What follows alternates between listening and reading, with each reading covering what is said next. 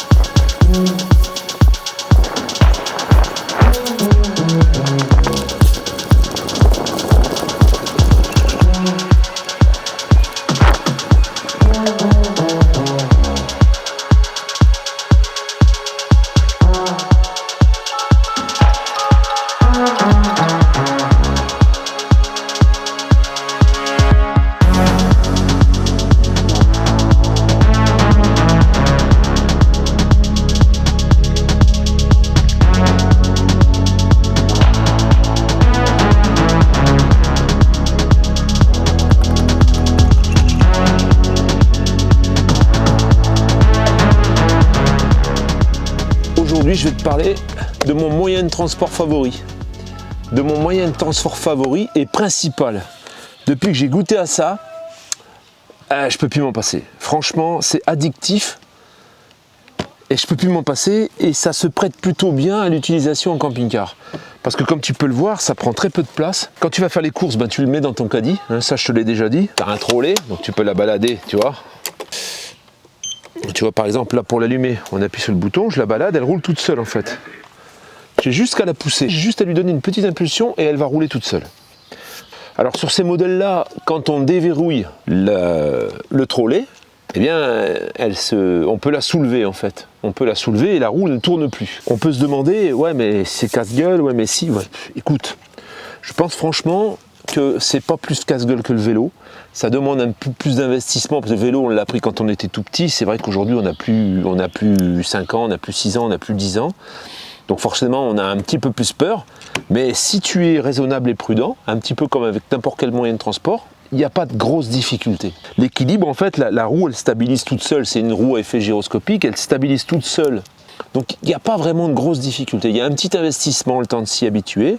Je pense qu'au bout d'une semaine, en faisant un petit peu tous les jours, bah, tu peux circuler tranquillement, quoi. Ça, c'est une gyroroue qui, données constructeur, te donne 60 km d'autonomie. Ça, c'est des données, bien sûr, en fonction de ton poids, ça change. Et si c'est vrai que si tu es lourd, que tu as un gros sac à dos, etc., forcément, tu feras moins de kilomètres.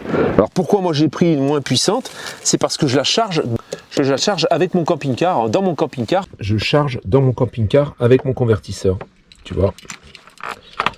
Voilà, un petit convertisseur, même à 500 watts ça suffirait. C'est 1,5 ampères. Tu peux doubler les chargeurs si tu veux aller plus vite. Moi j'estime que sans attendre d'être arrivé à la fin, je tiens, c'est simple, je suis jamais descendu en dessous de 50 km d'autonomie, donc voilà, elle a 65 km d'autonomie. Comme je roule pas à fond, comme je roule pas à 50 km/h, je pense que réellement j'arriverai aux 65 km d'autonomie. J'ai pas encore essayé. Avec mon énergie solaire, donc c'est un moyen de transport en fait qui me coûte rien. Mis à part l'achat de la roue, bien sûr. Tu peux charger ton téléphone, tu peux brancher une clé USB pour écouter la musique. Il se connecte également à ton téléphone. Système de phare détection automatique, ça veut dire qu'à partir du moment où il fait noir, eh bien, le phare va s'allumer tout seul. À partir du moment où tu vas dépasser 15 km/h, il va se mettre en feu longue portée, il va éclairer plus loin. Par exemple, là, je suis en phare normal, là, je suis en longue portée. Là, je suis en longue portée, il y a plusieurs puissances. Donc, tu peux sélectionner ces puissances ici manuellement, mais si tu roules, en dessous de 15, tu vas éclairer plus près, et au-dessus de 15, tu vas avoir un feu longue portée qui va éclairer beaucoup plus loin. Les repose-pieds. Bah, c'est des repose-pieds larges, antidérapants, donc même quand il pleut, même quand il y a de la pluie, ça adhère bien à tes chaussures. La différence par rapport à ce que j'ai eu jusqu'à présent, c'est beaucoup plus confortable. C'est vrai que par rapport à l'ancienne que j'avais, j'ai un petit temps d'adaptation de quelques kilomètres. Et là aujourd'hui, bah, voilà, je ne voudrais plus revenir en arrière, hein. Elle est beaucoup plus confortable. On peut aller plus vite également, donc ça donne un peu plus d'aisance. Il faut savoir qu'une roue, à partir du moment où elle est à fond, hein, quand tu roules à fond avec la roue, on appelle ça le tilt back, la roue, elle redresse les pieds. Elle te prévient d'abord, elle sonne, et ensuite elle redresse. Ici, elle se redresse comme ça pour t'aider à résister au ralentissement, parce qu'elle va s'arrêter, en fait, elle va réguler la vitesse. Ça, c'est une roue qui est capable d'atteindre 50 km/h, mais bon, on ne roule pas à 50 km/h. C'est pas fait, c'est interdit déjà en France, on ne peut pas dépasser 25. Et puis franchement, au-delà de 25, ça commence à aller vite. Donc le pneu, tu as un pneu qui est beaucoup plus large que sur l'ancienne, tu as un pneu de 3 pouces, c'est une 16 pouces. On a un système d'éclairage digne de ce nom. Maintenant l'éclairage va devenir obligatoire à partir de juillet, donc toutes les roues devront être équipées d'un éclairage. Pour moi, c'est l'outil, vraiment l'outil pour quelqu'un de nomade comme moi qui n'a pas de véhicule. Je peux circuler absolument partout avec ça. Je peux aller faire mes courses, je me prends un sac à dos et boum, je l'embarque avec moi, je la rentre dans le magasin. C'est vraiment super sympa. On se balade, tu vois. Voilà, à partir du moment où on veut rouler, eh bien on pose le pied et boum, on démarre. Alors prochainement, il y a Eva qui va apprendre à faire de la roue, puisque maintenant j'ai 2 roues, j'ai l'ancienne roue, donc elle va apprendre sur la petite roue que j'avais avant. Et comme ça, ça te donnera l'occasion de voir comment ça s'appréhende. Alors moi, je ne suis pas tout jeune, j'ai 53 ans, j'y suis arrivé. Alors je ne vais pas te dire qu'à 70 ou 75 ans, c'est forcément le moyen de transport le plus facile, mais bon, à 50 ans, 60 ans, c'est tout à fait faisable. Alors il y a un autre petit gadget que j'aime bien, tu as une application qui te permet déjà d'avoir ton compteur de vitesse. Tu as un compteur de vitesse, tu vois, voilà. Donc à partir du moment où tu commences à rouler, eh bien, ça t'indique la vitesse. Tu as ensuite une application qui te donne là, tu vois, par exemple, là, j'ai fait 56 km au total. Ça te donne le trajet, la vitesse maxi de ton trajet, ta vitesse moyenne, combien tu as fait de kilomètres pendant ce trajet. Tu peux paramétrer toutes les lumières ici. Alors là, ici, on a l'indicateur de charge. Donc là, on est presque à fond. Il me manque juste un cran. Ça, donc, ces barres vertes, ça t'indique à combien elle est chargée. Il faut savoir qu'avec le petit chargeur, avec une charge normale, une charge lente on va dire, d'1,5 A, le petit chargeur d'1,5 A, il nous faut environ entre 7 et 8 heures. Et si par contre tu branches un deuxième chargeur, parce que tu as 2 ports de charge, tu vois ici, si tu branches un deuxième chargeur, tu diminues la durée de charge par 2, donc même plus que par 2. Je crois que sur une roue comme ça, c'est moins de 3 heures. Ça va très vite, mais si tu es en camping-car, en fait, moi je l'utilise pour tourner autour. Je fais pas 20 km d'un coup avec. J'ai jamais fait en fait. C'est surtout pour me rendre. Je me gare par exemple à la périphérie de la ville, comme par exemple quand je suis à Ville-Lagrand, pour aller chez Eva, je prends ma roue, je me fais 2 km et demi, 3 km quoi, tu vois, 3 km retour, 3 km aller, 3 km retour. Pour ça, c'est super pratique. Je pense que tu peux faire beaucoup plus. Il y a notamment Monsieur Flex qui est parti pour faire un tour du monde. Bon, il a dû rentrer prématurément, mais d'ailleurs, je t'invite à aller voir sa chaîne. En plus de ça, il y a un petit gadget assez sympa parce qu'elle est branchée par Bluetooth. Donc tu peux tout paramétrer la roue avec cette application, mais tu peux également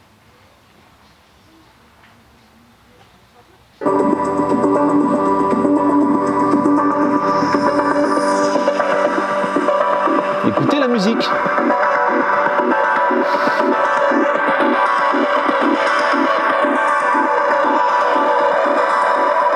Alors la nuit c'est magnifique parce que la lumière bat au rythme de la musique, en dessous c'est éclairé et tout, c'est vraiment super joli. Pour les adeptes de la musique, quand tu te balades et que tu as envie d'un peu de musique, voilà. Donc tout là-dessus, tu paramètres tout, tu la mets à jour et tout, enfin tout est paramétrable. Alors il faut savoir que Kingsong aujourd'hui vient de sortir une roue qui est à peu près de ce gabarit, un petit peu plus grande, un petit peu plus haute, équipée d'une roue de 18 pouces, en 3 pouces de large également, suspendue. Ça veut dire que tu as une suspension qui ressemble un peu à un vélo, tu la verras ici, je te la montre. Tu descends des marches avec, c'est impressionnant.